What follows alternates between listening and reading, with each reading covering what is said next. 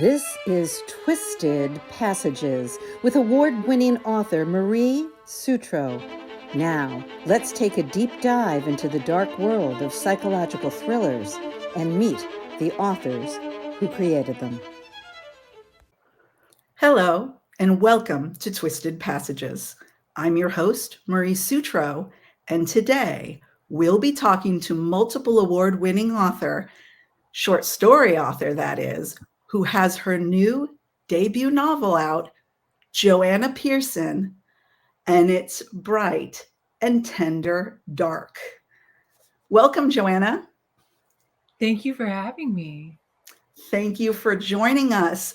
One other thing I want to mention, in addition to your writing accolades, is the fact that you are a practicing psychiatrist, correct?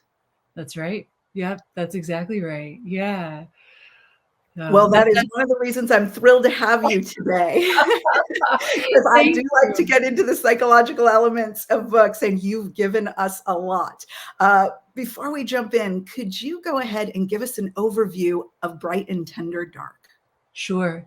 Yeah. So Bright and Tender Dark is the story of a murder, and really the rippling aftermath of that murder.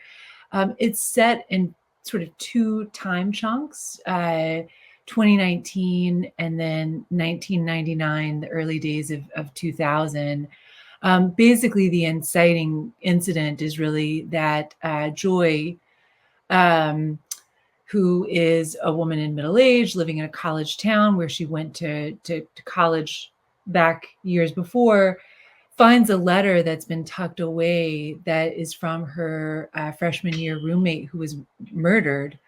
And the letter calls into question, in Joy's mind at least, the person who is guilty of committing the murder. And that sort of sets her off on an exploration of what actually happened. And then along the way, I think we also get to see all the different people who maybe even only glancingly knew the person who was killed, Carly, the ways that this impacted them. So yeah, that's a little overview of it.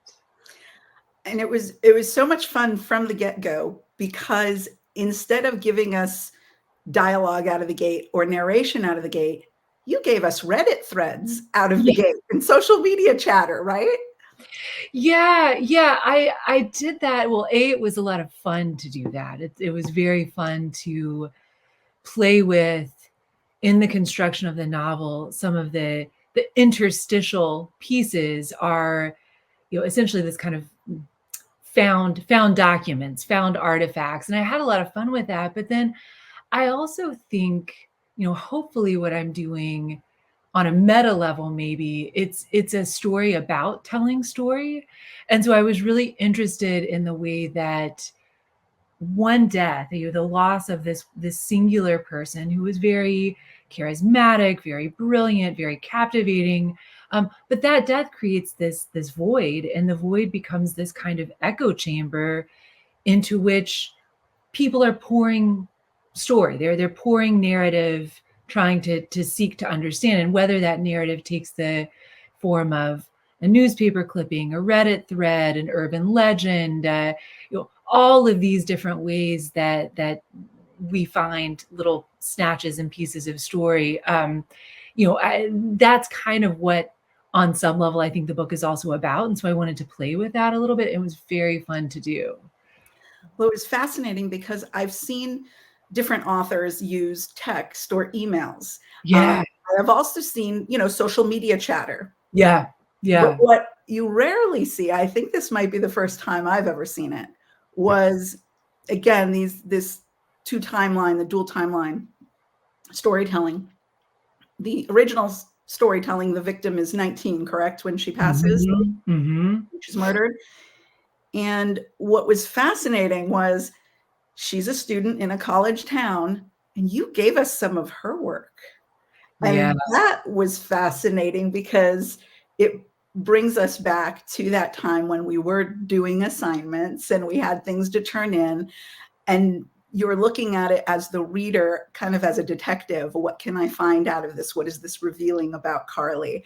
That was so fun. Where did you get the idea to give us her work? Oh, I love that you love that. Thank you. One of the things that really interests me in stories, novels that I've loved, I love these narratives that are created around an absence. And one book that I think is well beloved for good reason, the classic Daphne du Maurier, Rebecca. I love how there is this absence, but part of the interesting, direction of the story is you realize the actual person was almost completely separate from the kind of mythic, the character that we're following in her sort of version of who that person was who looms as a myth. It's a totally different thing. And so one of the things that I thought would be really interesting is to sort of start in the place of myth, absence, this sort of like beautiful, untouchable, almost like she's been kind of canonized and elevated into it's a macabre type of celebrity, but it is this sort of ascendant celebrity of she's become this sort of it's terrible, but it's this sort of hallowed space of the beautiful dead girl, which I think is interesting and also problematic. But then I thought, well, wouldn't it be interesting if we, as the reader, got to complicate that by meeting her as a regular old 19-year-old who's bright, who's interesting, who's an interesting person who could have done a great many things, but who's also flawed, petty, anxious, like has all of the sort of characteristics that we all have. And so that's what I really wanted to introduce into the text. And I feel like she's so much richer for it, because to paint her in one dimension, as we often do. Yeah. So this canonization that often happens when people pass away, especially if it's under tragic circumstances, Right. We kind of flatten their 3D existence, right? And we do the whitewashing and the sugarcoating and all of those wonderful things because we feel we're exalting them, but we're almost diminishing them in certain ways by doing that, right? I think you're right. And I think what's fascinating about what you're saying is that it can kind of go both ways. And so one of the rules that I made for myself was both that she would at least not remain a creature of beautiful myth and starlight, at least not solely. I mean, she is wonderful and is charismatic, but she would be complicated.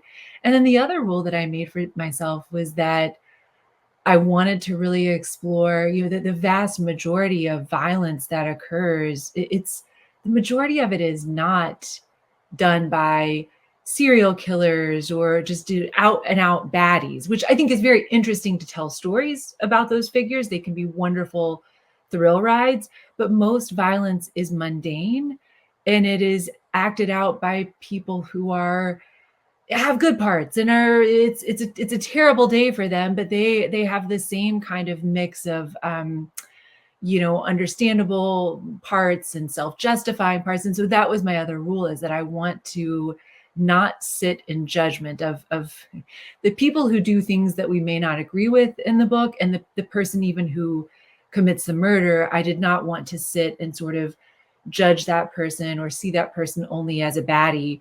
I wanted that person to be flawed. And my hope is even that we could find even a bit of empathy for those people as well. So I find it fascinating that you say that, because so many people, when you talk about serial killers, iconically love Silence of the Lambs. mm-hmm. My favorite story was kind of the prequel to that, which is Red Dragon, where that character is still in a time where they could be redeemed. And you have empathy for the character. And it was a very conflicting novel to read, because you're like, well, wait a minute, should I be feeling empathy here? But I think that's the way we get to know each other better as humans, and to understand ourselves even more. So I was so glad that you took it from that perspective. Oh, thanks. Speaking of perspectives and points of view, you mentioned joy. Yeah. who had been Carly's friend and roommate early on. And you also gave us a variety of other points of view. And through that, I think we do see, through the empathy lens, a lot of characters that if you judge them through Joy's perspective, or you even judge them through some of these social media threads or things that other people are saying, once we kind of get a little deeper into them, maybe even the people we think, oh, this person's horrible and we don't like them, we do find a way to connect with each one of them. Yeah. Yeah. I mean, that's certainly my hope. I mean, in a way, that was the enterprise that I set out to do. What I really thought, I love, don't get me wrong, I love maybe a more traditionally constructed mystery. I think that can be wonderful fun. But what I thought with this, I thought I almost want it to be a little bit deconstructed, where it's almost like a postmortem of a community. And I want to sort of have that ability, which we don't always have in life. And I think that's some of the dramatic tension in the book, is that people don't know where other people, they're longing for connection. They're trying to find something larger than themselves to believe in. They're longing to understand, and they're missing pieces. But we have an opportunity as readers and as writers we can drop right into their little skulls and look out through their eyeballs. And it's a very different perspective than the one we have to live with. And so that's exactly why I was interested in doing that, because it's just, I mean, it's fun, it's interesting, and I also think it reveals that interconnectedness. It really does. And something else that you just touched on triggered something that kept coming up for me in the story. Obviously, when we look at Joy, she has the benefit of living a couple of decades beyond what Carly did. And because of that, she grows in many ways that we never really get to see Carly grow. Yeah. Other characters grow as well. Some don't. But one of the things that I found fascinating was in going back to that college time, you did it so well because there's that issue that, when you go away to college, you go kind of as a high school kid thinking, I've got it all figured out. The adults don't know anything. Our new generation has it. We're going to conquer the world. And as you get there, you start realizing, whoa, I have to do this adulting thing now. Yeah. And I didn't have to do that, a few months ago or a year ago. Now I actually do have to be the adult. And what does that mean? So there's the natural things, there's curiosity, there's experimentation. There's that desire to belong again, the Maslow's hierarchy and group identification needs. Yeah. You had an interesting group that you shared with us here. It wasn't a political organization that some college kids might join. It wasn't sports, not a frat or a sorority. Why don't you tell us a little bit about where that idea for that specific type of group came from?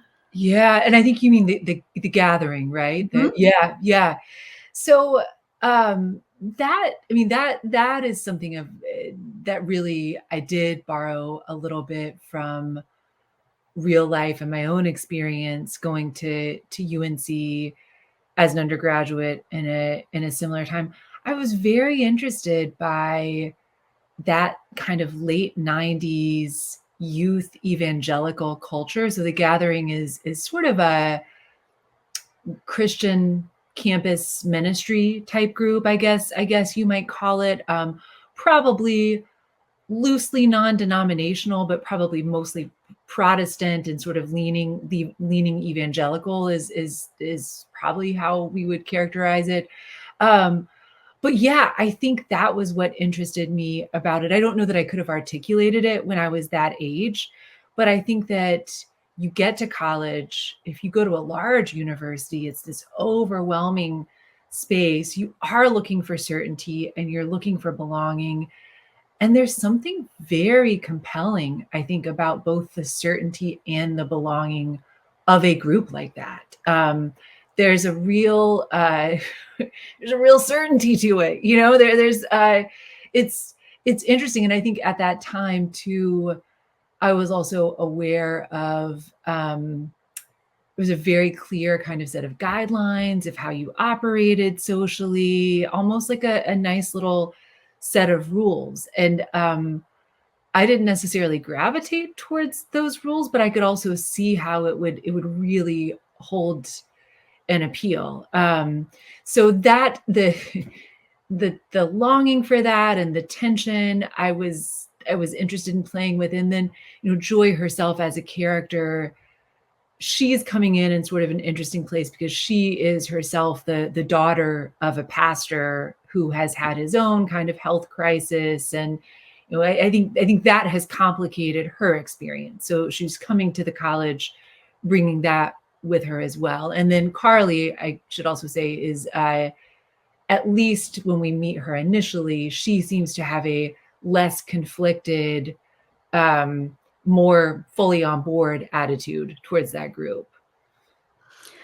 And I thought the way that you took it from those different perspectives, that faith world that, it's complex. Yeah. The concept of faith sounds so easy, right? Just believe. Right? Believe in something, and we're taught to believe from a young age. There's the Easter Bunny, there's Santa Claus, there's all sorts of great things, tooth fairies, you name it. Great things to believe in it in this world. But eventually, on our growth journey, as we mature, we're disabused of those faiths, and we're taught that not everything we believe in is real. And so it's interesting to see how some of the characters, even who come from a faith-based background, develop a more jaded view. Yeah. Others don't. Others want to experiment within that construct. So it just was absolutely fascinating to play with all of that, and the time frame you chose, right? That whole Y2K time. There's folks growing up and going to college now who don't know anything about that. Yes. Yeah, you're right. You're they right. don't know what that vibe was, and they don't know that there were a lot of groups out there. I love that you mentioned Hail Bop and all the things that into that, where I think every time a millennium turns, you can go back in history, there's people who think, oh, I've got to sell everything. I've got to. Yeah.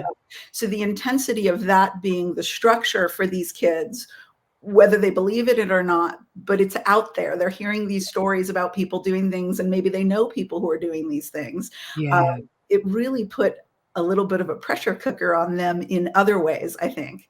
That was fascinating.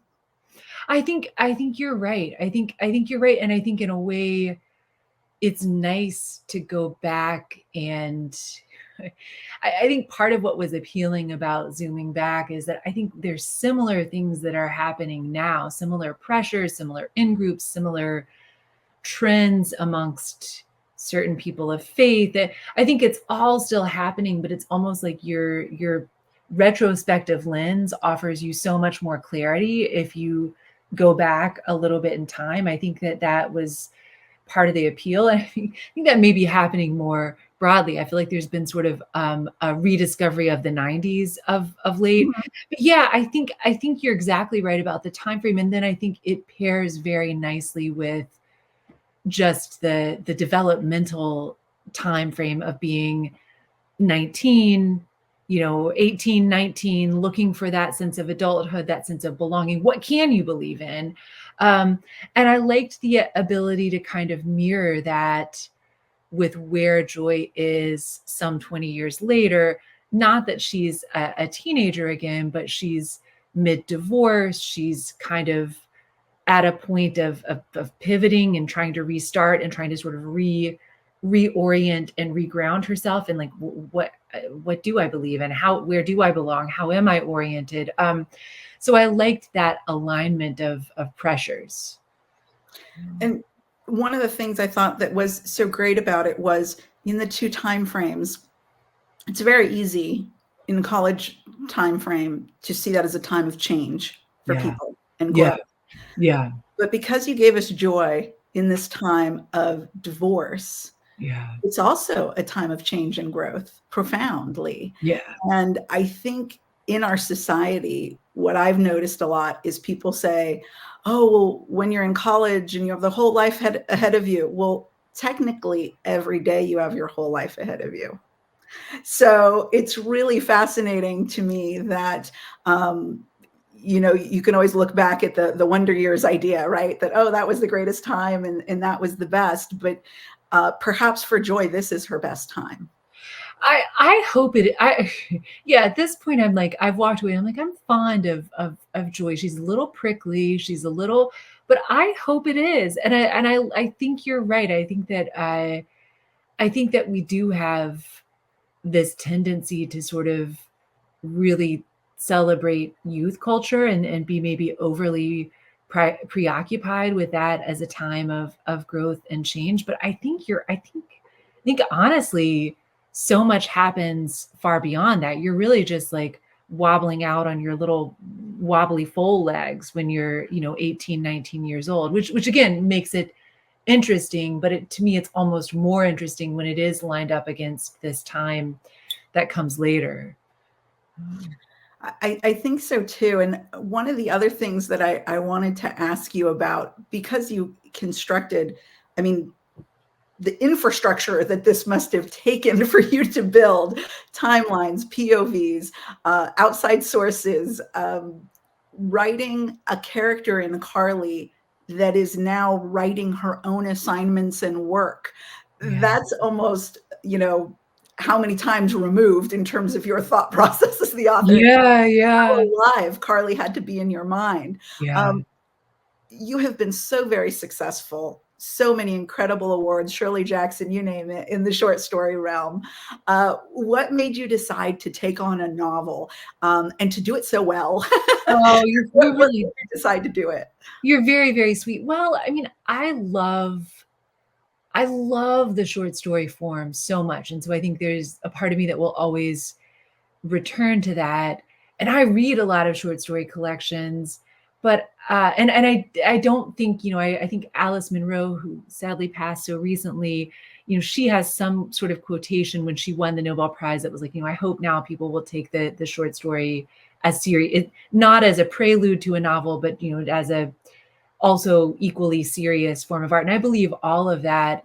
But it really was, I think, probably the vote of confidence of winning the Drew Hines Literature Prize with Edward P. Jones, and just this feeling of like, well, can I construct a larger world? And I really had to sell it to myself. I mean, you have written novels, and so I guess this is probably true for all of them. You don't start out writing the whole thing. You have to write them in chunks. And I thought, well, I've written chunks, so why not try this? And then I think that the reality is there is more of a wider readership. There tends to be for novels. And so that was appealing. I thought, well, can I try? I love short stories, but it would be nice to reach a little bit outside that little silo of like the little rarefied world of people who love short stories a lot. So I finally felt empowered to give it a try is the real answer. Well, we're very glad that you did. Thank you. Thank you for taking the leap. Real quick question. The way this story unfolds, it unfolds over the course of decades. Mm-hmm. And I don't want to give any spoilers away, of course. But in constructing a mystery that you would need to reveal 20 plus years later, how hard was it to address all of the forensic and criminology changes that have occurred over that time? Yeah. Well, I think, and I bet, I'm sure, in fact, you've probably interviewed writers who were much more in the nitty gritty, of forensic. I think this book, its greatest interest and its greatest complexity probably really is the interiority of the characters and the kind of emotional and psychological impact and, the sort of grief and how do we do the things we do. So I think in a way, I did not set myself up for a really tremendous technical challenge. So I really didn't have to get into that nitty gritty too much. And I applaud the people who can do it. So I think in a way I sidestepped the very technically challenging advances. And then just in terms of making sure I'd lined up my dominoes and making sure that, like, you know, I had something that I was fairly confident that I was getting into people's heads, but I did want to, even with a non-traditional kind of mystery,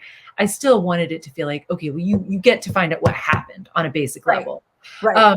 And I had an amazing editor, Daniel Liddell, who just had an impeccable eye for big picture, looking, seeing the pieces, and really helping me make sure that we answered everything and that it made sense, and that I didn't have, I don't know what, some sort of technology that wouldn't have made sense, or I had blood here and it was something else there. And so that's where I think, oh my God, thank goodness for amazing editors, right? Like that's you have to get started and get into the mess, and then they help you see the picture and sort of clean it up.